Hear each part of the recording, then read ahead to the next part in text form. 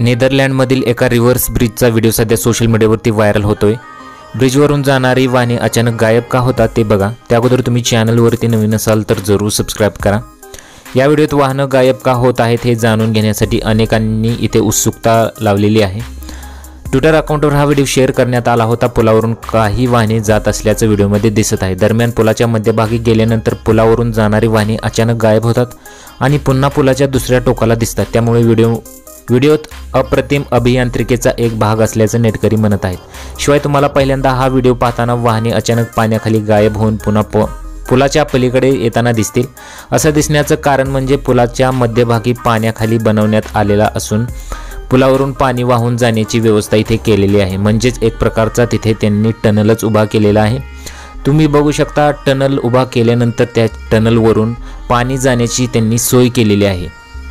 हा व्हिडिओ इंजिनियरांनी बनवला असून तो अप्रतिमरित्या यांनी तिथं सादर केलेला आहे। हा व्हिडिओ सोशल मीडियावरती चांगलाच व्हायरल होत आहे।